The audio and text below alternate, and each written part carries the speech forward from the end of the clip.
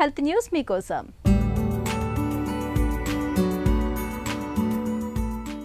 ఊపిరితిత్తుల క్యాన్సర్ను పొగతాగే వారిలో వచ్చే జబ్బుగానే చాలా కాలంగా భావిస్తున్నారు. కానీ లంగ్ క్యాన్సర్ అనేది ఇవాళ పొగ అలవాటు లేని వారిలోనూ ఎక్కువగా కనిపిస్తోంది. దీనికి గాలి కాలుష్యం, ఇతరాత్ర పర్యావరణ అంశాలు కూడా దోహదం చేస్తున్నట్లు national institute of health, university of కాలిఫోర్నియాకు చెందిన పరిశోధకుల తాజా అధ్యయనంలో బయటపడింది.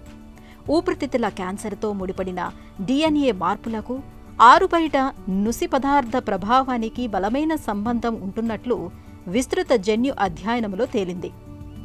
అలాగని వాయు కాలుష్యంతో నేరుగా ఊపిరితిత్తుల క్యాన్సర్ వస్తుందని కాదు, కానీ ఆ క్యాన్సర్ తలెత్తడానికి దోహదం చేస్తున్నట్లు అధ్యయన ఫలితాలు సూచిస్తున్నాయి.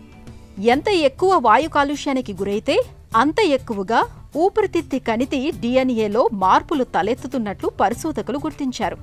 పొగ తాగడంతో ముడిపడిన DNA మార్పులే వాయు కాలుష్య ప్రభావంతోనూ తలెత్తుతూ ఉండటం గమనార్హం.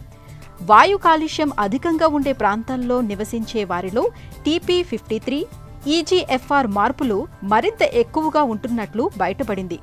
ఊపిరితిత్తి క్యాన్సర్కు సంకేతాలైన ఇవి SBS4 DNA మార్పులతో ప్రేరేపితం అవుతూ ఉంటాయి.